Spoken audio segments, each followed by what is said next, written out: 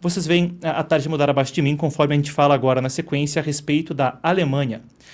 Se as tarifas são um contencioso entre os Estados Unidos e alguns de seus parceiros, conforme alguns dos pronunciamentos que a gente viu no segmento anterior, agora a gente discute Friedrich Merz, o chanceler alemão, ou melhor dizendo, o provável próximo chanceler da Alemanha, com desafios à frente.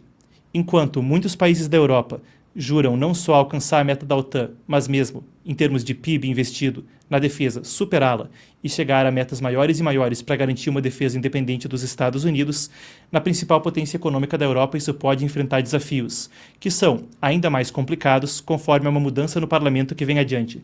Para entender essa história e os obstáculos da Europa para se rearmar e ampliar o seu investimento nas Forças Armadas, a gente conversa na sequência com Pacheli Lupfo. Pacheli é colunista aqui no Epoch Times, ele que também morou na Alemanha por mais de uma década e é um observador da política europeia. Vamos lá então, muito bem, boa tarde Pacheli, consegue me ouvir?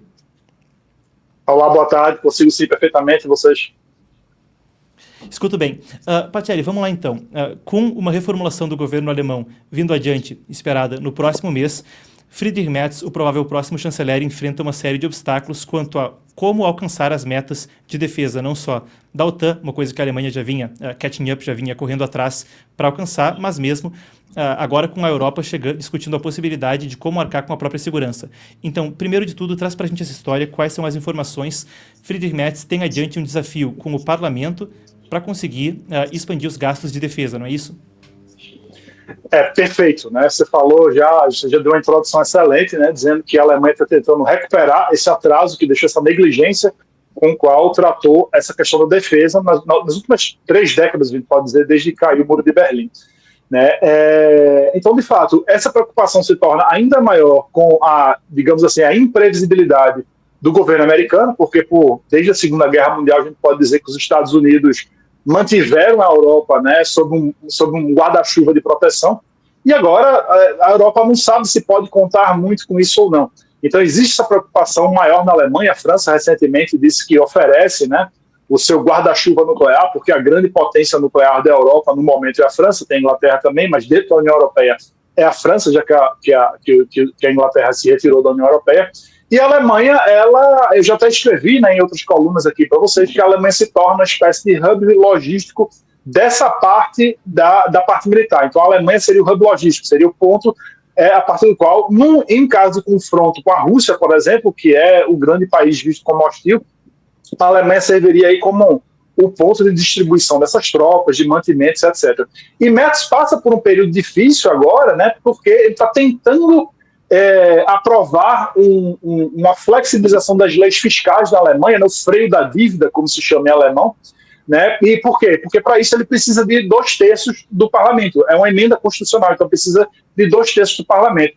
O que é um problema, visto que a partir do dia 25 de março agora, né, em poucas semanas, a gente vai ter a nova composição do Bundestag, do parlamento alemão.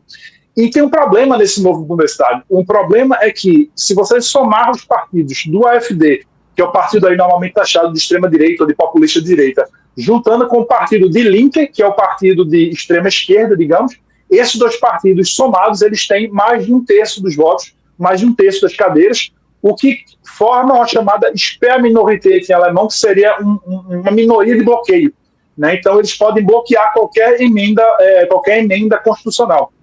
Então, por isso que Merz está com a pressa muito grande em aprovar essas emendas constitucionais para aumentar o gasto, para aumentar a dívida alemã, né, nesses próximos dias. É uma pressa muito grande e por isso que ele está sendo acusado aí de estelionato eleitoral, né, para usar um termo da nossa política brasileira. Então a situação dele está difícil exatamente por isso. Outras questões que se discute quanto à defesa na Europa é a questão mesmo do alistamento na Alemanha, a questão do serviço militar obrigatório. Então, eu queria entender, tanto quanto ao serviço militar obrigatório, quanto com os gastos de defesa, como a Alemanha se encontra agora. Claro, assim como uma série de outros países da OTAN, eles tiveram uma redução dos gastos militares depois da Guerra Fria. Qual é o estado da defesa agora? E a gente pode começar com esse debate também sobre, em termos de alistamento obrigatório, no momento não mas há propostas para mudar isso, correto?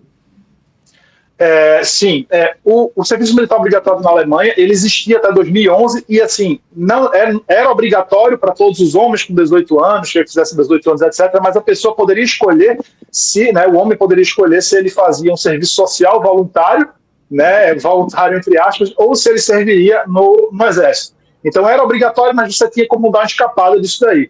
Depois de 2011, isso foi abolido, não existe mais serviço militar obrigatório na Alemanha, e eles estão querendo, né, pelo menos está havendo a pauta, principalmente a partir do momento que a Ucrânia foi invadida pela Rússia, em restabelecer. Mas para isso você também precisa de uma emenda constitucional. Então, mais uma vez, muito provavelmente o Merz vai ter muita dificuldade em passar isso, porque boa parte dos verdes são contrários, boa parte do próprio SPD, que é o Partido Social Democrata, que muito provavelmente vai fazer a coalizão com o Friedrich Merz, né? Você tem o AfD, que é favorável, mas ele pode usar isso de barganha para aprovar algo que ele queira. Então vai ser muito difícil aprovar qualquer emenda constitucional por conta dessa questão dos 2/3. E qual que é o estado das Forças Armadas Alemãs nesse momento, chamado Bundeswehr, né? O estado é o seguinte: os grandes analistas militares eles resumem a situação da seguinte maneira: é um exército muito enxuto, muito capaz, com equipamentos muito modernos, mas com um estado de prontidão muito baixo, né? Então, há uns anos atrás, quando inclusive a von der Leyen, né, a presidente da Comissão da União Europeia, ela era ministra da Defesa da Alemanha, ela ficou claro naquela época, fizeram alguns testes, e a menor parte dos helicópteros de combate alemães, se tivesse alguma coisa, estavam prontos para agir. Dos tantos caças que a Alemanha tem, muitos poucos estão prontos para agir. Então, é uma força enxuta, profissional, com bons equipamentos, mas com um grau de prontidão muito baixo, né? Então, exatamente por conta dessa negligência que vem acontecendo nas últimas décadas. Mas, uns 2 anos para cá, com a atuação do Boris Pistorius, o atual ministro da Defesa, do SPD, os analistas veem que tem dado uma melhorada de leve, muito aquém do necessário, mas tem melhorado sim. Não. Perfeito. E agora, seguindo adiante... Bom, claro que isso, a gente não tem como fazer um exercício de futurologia aqui, mas quais são as possibilidades para o crescimento, então, do investimento em defesa da Alemanha? Também há discussões sobre a União Europeia mesmo ter algum tipo de fundo coletivo, algum tipo de empréstimo coletivo em termos de dívida, mas em não se conseguindo essa flexibilização legal, quais são as perspectivas para que a Alemanha consiga ter um crescimento das suas forças armadas, até porque os gastos governamentais têm tido uma ênfase grande em bem-estar social e também uma estagnação da economia em termos comparativamente globais nas últimas 2 décadas, certo? Certo, se eles não conseguirem passar dessa forma, através de emenda constitucional, tanto o serviço militar obrigatório quanto esse aumento considerável de fundo, né, porque o que eles querem fazer em termos um pouco mais técnicos? Né? Existe uma lei do freio da dívida e eles querem colocar que se o gasto militar em defesa alemão ultrapassar 1% do PIB, essa porcentagem que excede não entra na regra do freio da dívida. É isso que eles querem fazer. Se isso não passar, ainda existem outras formas, né? Formas que são mais dolorosas politicamente, então assim, vai ser ruim para a Merkel de um lado ou do outro, formas mais dolorosas, como, por exemplo, cortando gasto do governo em algumas outras áreas para investir em defesa, que é o que pode ser, que provavelmente é o que vai acabar acontecendo caso isso não consiga passar. Mas a movimentação de Merkel tem sido ágil, né, ele tem conseguido aí conversa, sentar à mesa com várias lideranças de outros partidos, Partido Verde, Partido do SPD, que com a antiga composição do parlamento eles conseguiriam sim ter os 2/3 necessários para aprovar. Se vai ser rápido o suficiente até o dia 25 de março, é difícil, até porque o AfD e o Die Linke já entraram com pedidos no STF alemão, né, no Superior Tribunal Alemão, para barrar essas 2 reuniões extras do parlamento, alegando que isso atrapalha a formação da nova composição e assim por diante. Então, é aguardar as cenas dos próximos capítulos, dos próximos dias, para a gente saber se Merz vai conseguir fazer isso. Bom, perfeito. Então a gente segue com você acompanhando os desdobramentos da política europeia. Mais uma vez, como sempre, um prazer, Patieri. Vocês podem ler as colunas do Patieri em epochtimes.com.br e acompanhar também o trabalho dele em @agendaberlim via Instagram. Como sempre, um prazer. O prazer é meu, bom trabalho, boa tarde.